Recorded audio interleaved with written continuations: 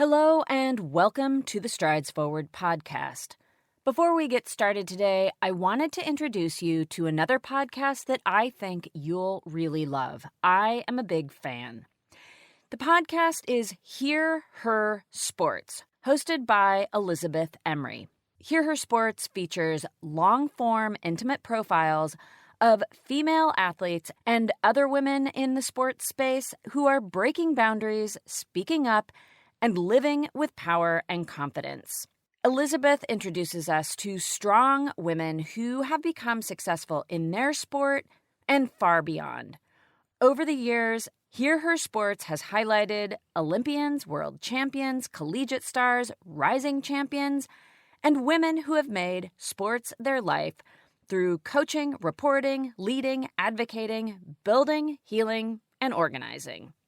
Some of the reasons I love Hear Her Sports so much is, first up, Elizabeth is a great interviewer, and her variety of guests is incredible. She really knows how to bring us into the passion that these women have for whatever they're pursuing, whether it be open water swimming, designing boats for the America's Cup, ice hockey, triathlon, or even being a researcher like Cheryl Cookie. And I really encourage you to go listen to that episode. Through Hear Her Sports, I have become a fan of so many sports and so many women who I didn't know anything about or didn't know much about. These interviews are interesting and insightful, and, well, I just really encourage you to go have a listen. New shows drop every other week on Thursdays. You can learn more at hearhersports.com. And, of course, you can listen on all your favorite apps, and you can follow on social at Hear Her Sports. They're on Twitter, Instagram, and Facebook. All right, now on to the episode. Whoops, that Strides Forward. Hello and welcome to Strides Forward, where we share stories of women marathon and ultramarathon runners. I am Cherie Louise Turner, a 51-year-old runner and also the host and creator of Strides Forward. Each episode, we tell the story of one runner and focus on one topic. The topic for this episode is pregnancy, and it's part of our series, Running in a Woman's Body, where we're telling stories about menopause, Red S, and yes, pregnancy. I myself have never been through the pregnancy journey, but I certainly know a lot of women who have. And as magical as this experience is, it's also challenging. Mentally, emotionally, and, of course, physically. And it is full of a lot of question marks. Because no matter how many times it happens, every single experience is different, and the details of how any given pregnancy will play out are unpredictable, no matter how well prepared you try to be, as this runner came to discover through her experience. All right. My name is Kipyego. I am a lot of things, but I guess in this context, I am a runner, a mother runner. Yes, Sally Kipyego is a lot of things, but what she's best known for is the fact that she's one of the fastest long-distance runners in the world. And in this story, we're going to get into her journey about becoming, as she said, a mother runner. Being that Sally is a professional athlete, this is also a story of getting back to work. It's a tricky dance for women athletes to have a baby mid-career because it means not being able to perform your job for some unknown period of time. For Sally, that meant stepping away from international competition. Now, not only have I not been through the pregnancy journey, I've also never been one of the best athletes in the world. But I certainly am a huge fan of Sally Kipyego. And if you aren't already a fan, I'm excited to help you become one. To start, you'll want to know a few of the many highlights from her career, which include placing second in the 10,000 meter at the World Championships in 2011 and fifth in 2015, and winning a silver medal at that distance at the 2012 London Olympics. During that time, she was competing for her home country of Kenya, but in 2017, she became a U.S. citizen. She currently calls Eugene, Oregon home and visits Kenya regularly. So yes, Sally is one of the best, and she's been cultivating that speed for a very long time. Oh, so I grew up in Kenya. And so from just a very young age, there's a rich tradition and culture around long distance running, right? And so it was just an organic kind of progression. I started running cross countries in school, primary school, and then I got really into running in high school. And it turned out that I was good and I was excelling. And so one thing led to another, and here we are 20 years down the road. The one thing that led to another included competing in cross country as a teenager and placing in the top 10 at the Junior World Championships in 2001. Then, during her collegiate career as a student at Texas Tech, she became the first woman to win 3 back-to-back cross-country titles, and overall, she's a 9-time NCAA champion. So basically, Sally completely crushed it during her collegiate career. She turned pro in 2010, and she's been competitive on the international stage pretty much ever since. During her professional career, she's competed in distances ranging from the 1,500-meter to the marathon. Sally's success and longevity have been a very mindful pursuit. I always felt that I had a gift, a natural talent. And so I felt that with that gift, you're given a responsibility. And for me, really, the beginning of it all was a way to get out, a way to explore the world, a way to see other places, a way to be able to experience other privileges that otherwise I wouldn't have if I had just stayed in my village. So that was really the beginning of everything. So for me, it was more about, it's always been about honoring that gift and trying to really pursue my full potential. That way, when the time comes for me to walk away from running, competitive running, so to speak, I can walk away with that sense of fulfillment, the sense of I gave everything that I had and I didn't feel like I sacrificed the gift. And she has honored that gift. She has continually explored the depths of her physical ability, pushed her mental strength, and given her emotional all to deliver championship performances again and again. And she recommits year after year with the clear understanding of what this pursuit requires. I've always felt that the day I feel that I am emotionally not committed to this, I will walk away. That's always been my commitment. And I've always felt that unless I can give 100%, that I wouldn't just be there just for the sake of being there. As Sally was coming into the end of 2016, there was one very big consideration that was starting to draw on some of her emotional bandwidth: the desire to be a mom. She always knew that she'd wanted to have kids. She was training for the New York City Marathon, which takes place in November, and made the decision that, yes, this was the time to start a family. And Sally knew full well what the possible outcome of that decision might be. So it wasn't, I really didn't want to retire. I wanted to have a baby and then come back and run after having a baby. But I was at peace with whatever was going to happen because I have friends, and I know there's a lot of women that will go into pregnancy, turn around, come back, and a few months down the road, they're running fantastic. That's fantastic. But I also have friends, personal friends, that have had children and just struggled to come back. And they never actually successfully came back to competitive running after that. So I knew going into pregnancy that there was a possibility, not that I was planning on retiring, but there was a high possibility that I might not be able to come back. And as it turned out, Sally had already started down the path to motherhood before the race. She was in the early stages of pregnancy when she towed the line at the New York City Marathon, where she finished a brilliant second place behind winner Mary Catani. Not only had Sally stood atop the podium at one of the biggest running events on the planet, she'd also done it in a personal best time of 2 hours, 28 minutes. She had definitely earned some downtime, but she was about to get a lot more of that than she had intended to. The first expectation that didn't happen was the fact that I thought I was going to run through pregnancy. Well, that did not happen.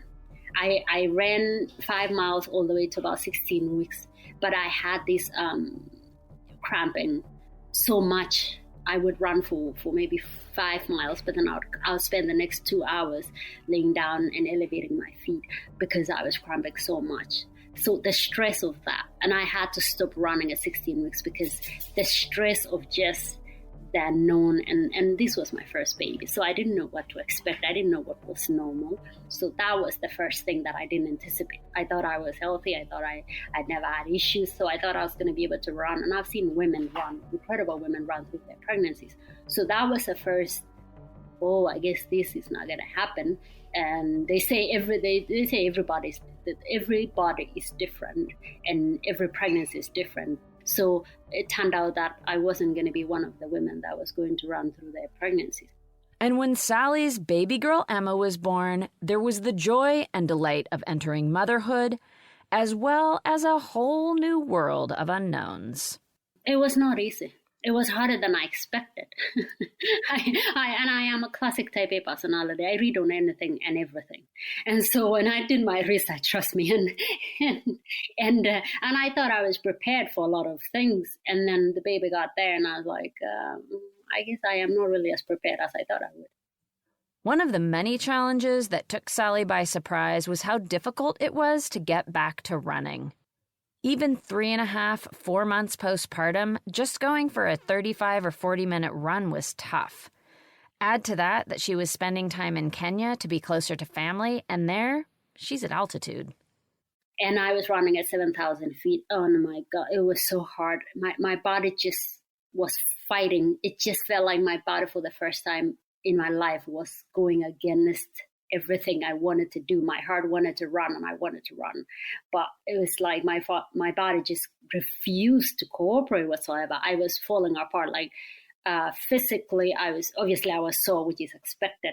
But also I got like small injuries, my calves, my quads, my hammies, all kind of things were just falling apart. The challenges did not end there. It's very interesting, but like, because I was breastfeeding and my immune system was terrible. I got the cold, I got the flu so frequently. And there was even a period when I got malaria and pneumonia. And it just felt like my iron levels were constantly low. And I was trying to get some greens and spinach and beetroots and all kind of things, but I felt like my immune system was struggling.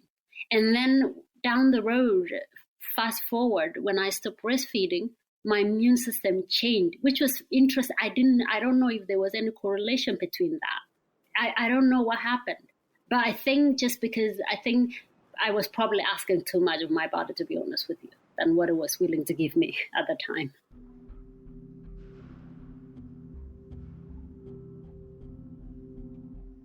Of course, Sally is someone whose profession it is to ask a lot of her body. But this was a process that could not be rushed. Her body was going to take the time that it needed. And then now coming back, I felt that I would be able to get back to running and pretty much, have little bumps, but not as extreme. So I thought within the first year, for sure, I would be back to being my normal self. Well, it turned out that I was way past 1 year when I felt like my normal self again. It was way past a year, and that was in addition to not running for a large part of her pregnancy. Sally had given her body the time and nurturing it needed, but that also meant she had a long, long road back to being an internationally competitive runner again. I think I lost a lot of, obviously a lot of muscle, a lot of strength. So because of that, I was starting from a very low end, right? And so I had to go back and do strength work, basically from the basics, because my body was not handling the mileage that is required to get ready for a marathon, because I was lacking a lot of the strength that was there before. And so slowly, it was just, I think it was just one block after another that really got me going again. It was just kind of filling the gaps here and there. If my hips or my glutes were weak, then we work on that. If my calves were then we work on that. If my back was weaker, then we work on, and then slowly just kind of building one block on top of the other and not rushing the mileage. That way I could handle it a little bit better. And so the more I was putting these tiny little blocks along the way, it naturally kind of progressed to be, like it finally got there. It didn't happen overnight. Oh God, it took so long. And it makes sense. Of course, it was going to take so long, but just because of where we started, and I had to be patient. I had to learn to be patient with it. Patience. One block after another. One small milestone and then the next. The progress was there, but it was slow going. Not to be understated here is that running fast is Sally's profession. Patience and listening to her body was a must, but her job is to compete. And that November 2016 podium finish in New York, as awesome as it was receding into the past. And in fact, it was a bit more than 2 years in the past when she was ready to line up again. In 2019, January, I ran the Houston half marathon. And I remember I had a terrible race there. Well, not necessarily a terrible race. I ran 72 minutes. I thought I was going to run better than that, but I didn't. And so I met with I flew into Oregon and I met with a Nike rep, and because I was sponsored through my pregnancy, by the way. And so I met with them, and we talked about things, and I said, well, I didn't perform so well this past weekend, but I feel like I'm going somewhere. And we talked about it, and basically what the whole thing was, as long as you can get healthy and be ready to race and race well at the Olympic trials, then you do your thing. We trust you. You've always come through, and don't, as long as you can be ready to go at the Olympic trials. And so that was so huge, because this is also my job. As much as I love running, this is also my job. And to know that I was being supported for the next year, until February of 2020, it just gave me a lot of peace of mind to know that I was okay. I could just slowly, gradually develop and not feel like, oh, I gotta get it done now. So that was a huge support for me in that area. Be ready to race well at the U.S. Olympic Trials Marathon, the race that decides who goes to the 2020 Games. That was the goal. And of course, what that really meant was being in the kind of shape that would earn Sally a spot on the team going to Tokyo. And that path was very straightforward. Finish in the top 3 at the trials. It's decisive, it's clear. One race, one chance. First, second, third go to Tokyo, and 4th place is an alternate. That's it. Add to that, Sally would be facing the most competitive field of women to ever assemble at the U.S. Olympic Marathon Trials. Even from a year out, it was evident that this was going to be a tough race.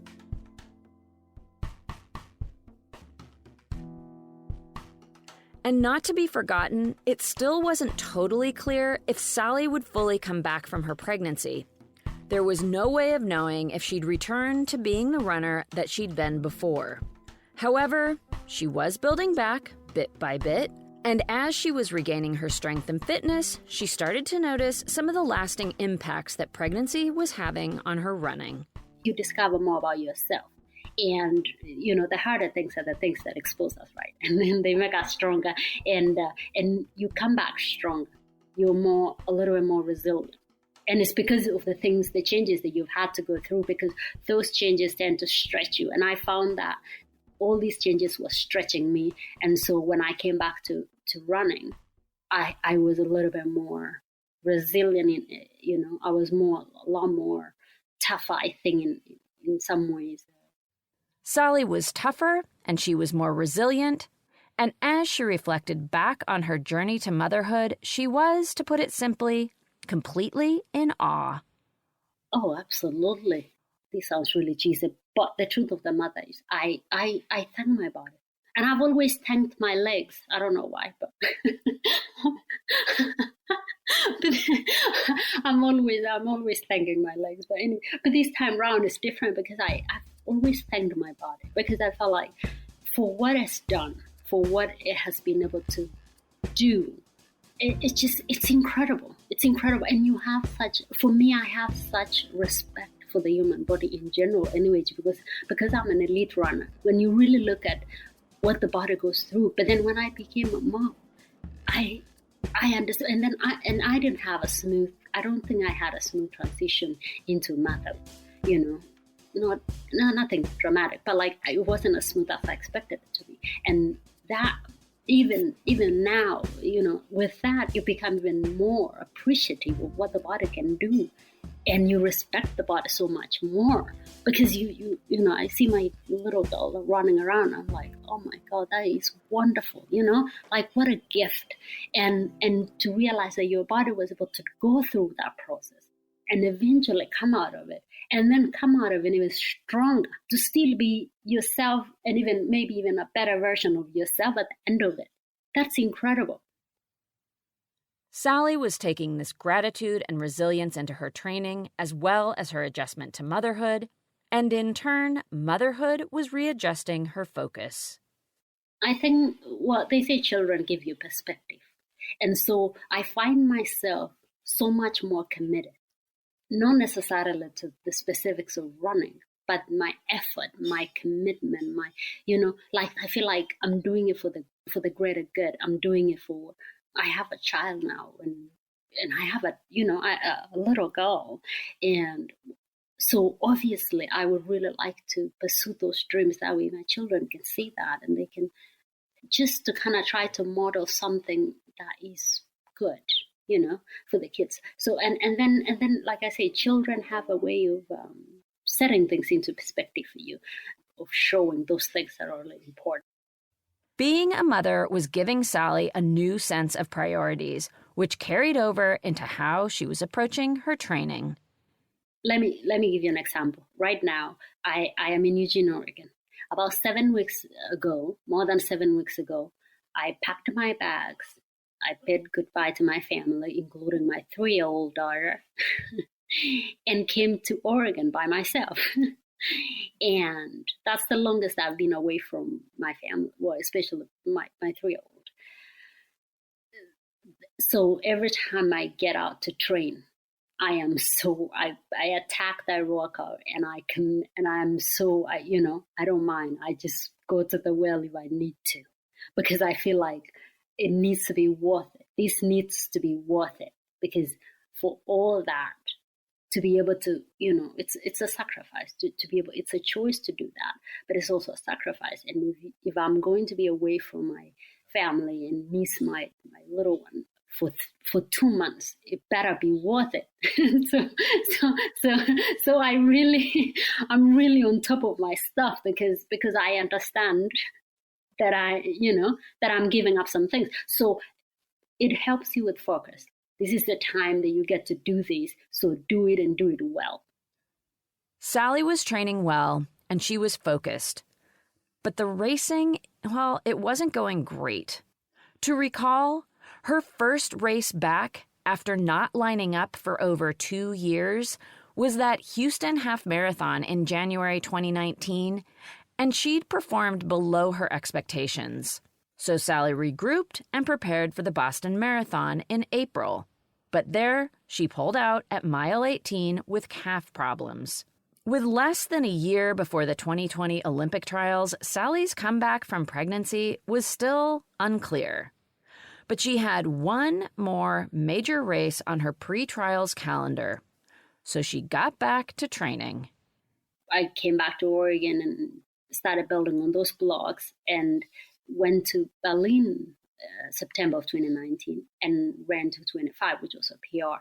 And so I was moving in the right direction. Training was going good. Everything was nothing, there was no fire whatsoever, but there was consistency, which is something that I had been lacking for the previous year. So that was the one thing that was going really well for me, was consistency. I was consistently training and staying healthy for almost a year now. So that was fantastic. And so going into the Olympic trials, I was fit. The time had arrived, and Sally was fit. In addition, when she lined up on February 29th in Atlanta, Georgia, to vie for one of those 3 coveted Olympic team spots, she was bringing a little something extra. I went through labor for more than 17 hours. And it was brutal. It was brutal. I wanted to be her. I didn't get the epidural, but so and you go through it, right? So during races, I can put my head down and be like, I've done this. I've done hard things. I can definitely do 3 more steps. I can do 3 more reps. I can do another half a mile. I know I can do it. I've done harder things before, and and I always say, what is harder than childbirth? I guess other things, but that's quite up there in terms of just that kind of toughness. And so that is one of those memories that always, if I think about it, then I can get a little bit extra, just a little bit extra.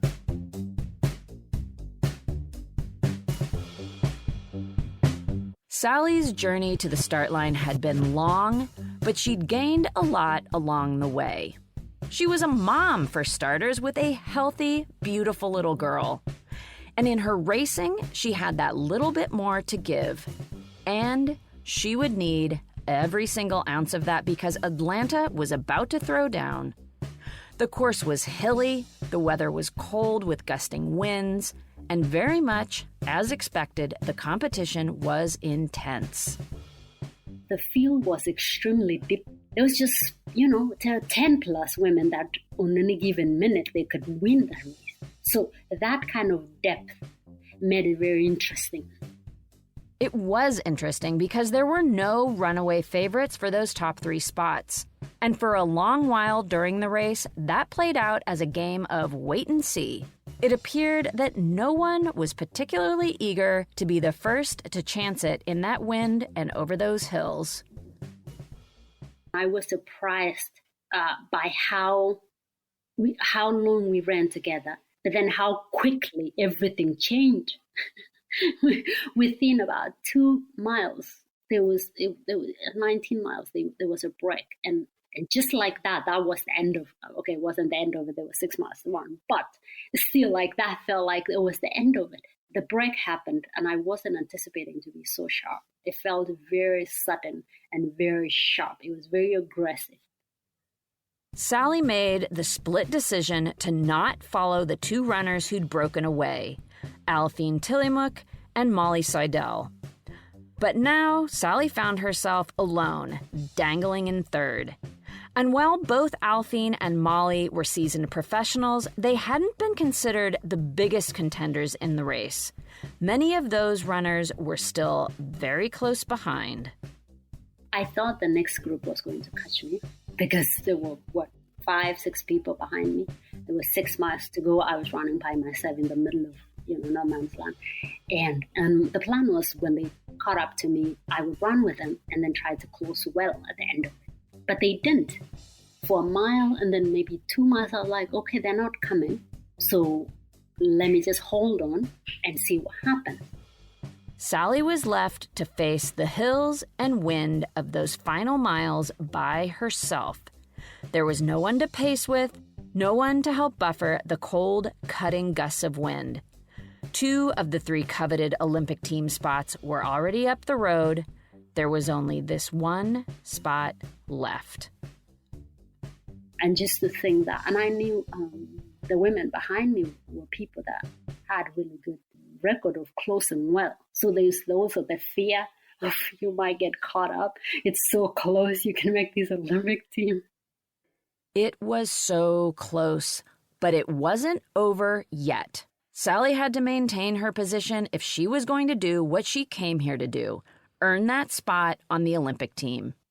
And as she toiled all alone, she drew strength from the very collective effort that had gotten her there.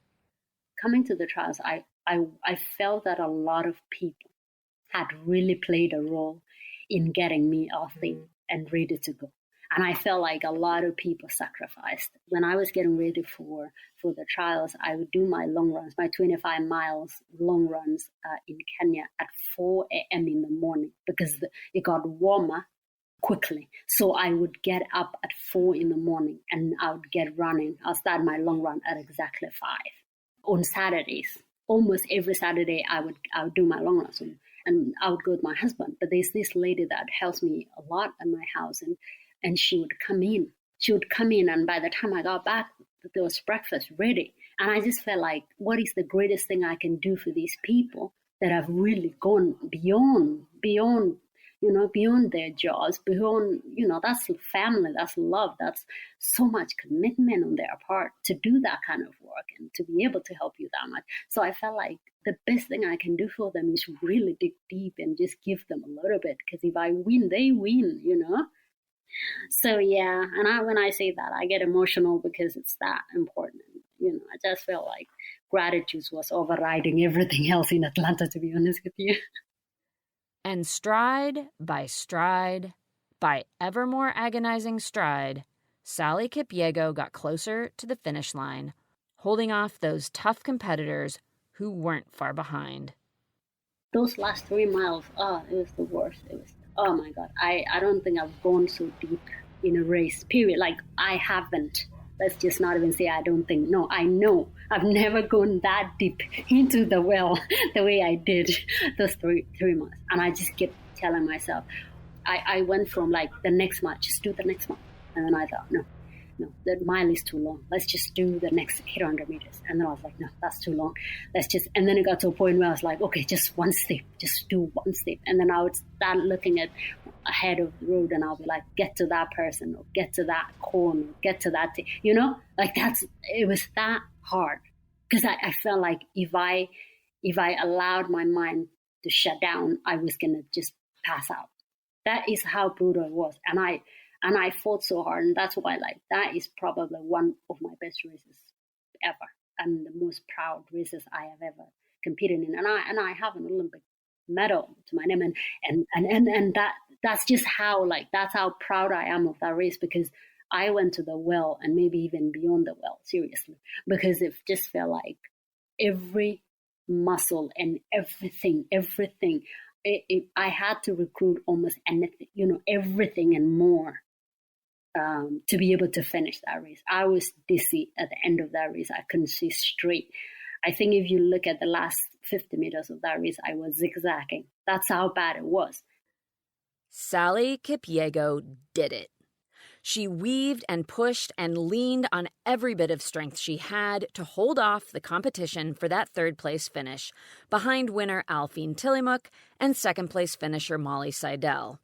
She had earned her place on the U.S. Olympic Marathon team, which is headed to Tokyo in August of this year. So we hope.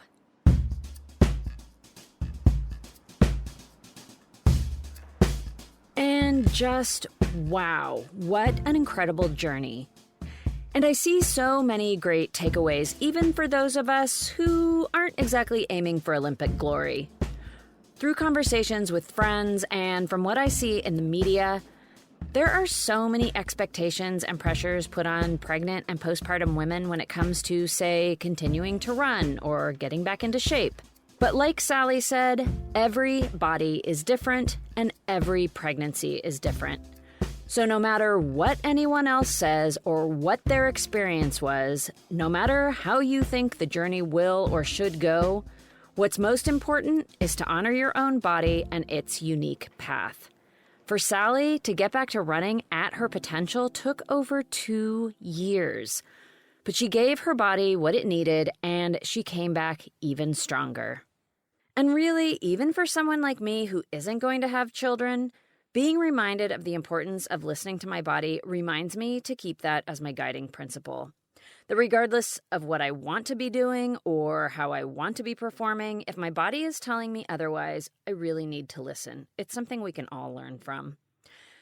Thank you to Sally for being a really strong example of exactly what the process of listening to your body can look like, even when you have the pressure of being a professional athlete. And thank you to Sally for sharing all of these experiences. It's a true honor to be able to tell the story of such an incredible champion. And also, huge congratulations on becoming a mom and also earning your spot on the Olympic team. I am so excited to cheer Sally on in Tokyo and beyond.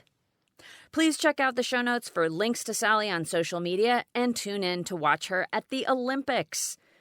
This episode is part of our series of stories focused on running in a woman's body, where we're focused on the topics of menopause, Red S, and pregnancy.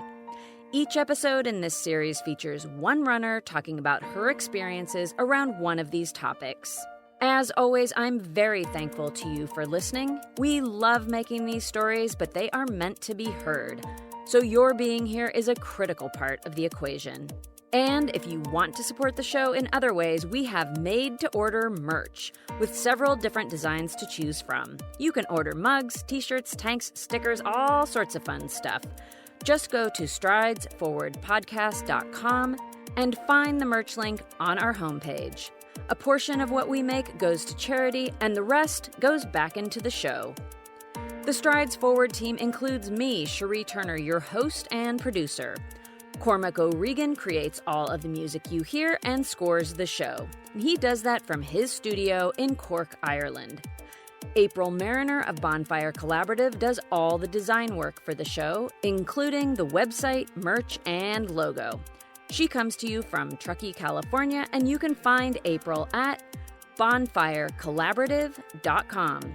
Strides Forward will be back in a couple of weeks with another episode, and now I'm going to do something a little bit different. I'm going to leave you with a few closing thoughts that Sally shared at the end of her interview about what running brings to her day-to-day life.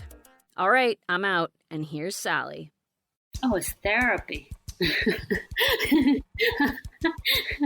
I solve almost anything during my runs. if I ever needed to solve anything, I just get on and do my run.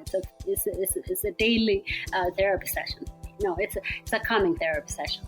But I think running really is a sport that goes beyond just the fact that you enjoy running. And it's good for you and it's for health benefits and all that good stuff. But I also think that running translates to real life.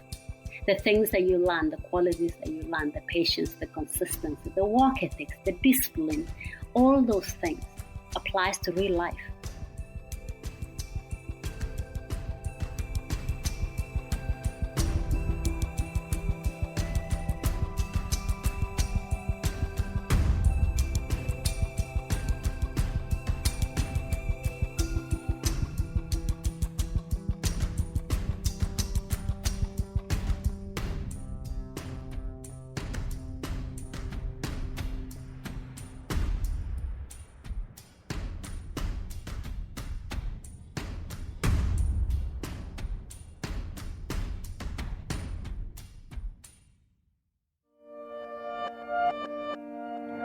That strides forward.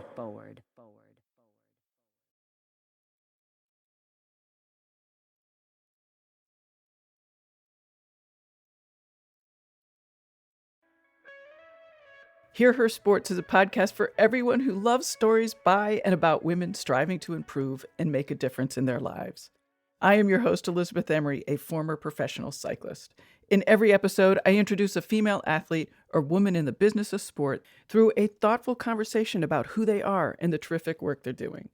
My guests and I explore the glorious and frustrating issues in sports, history, equity, training, nutrition, and so much more. Join us for inspiration, for community, and for love of being a strong, athletic woman.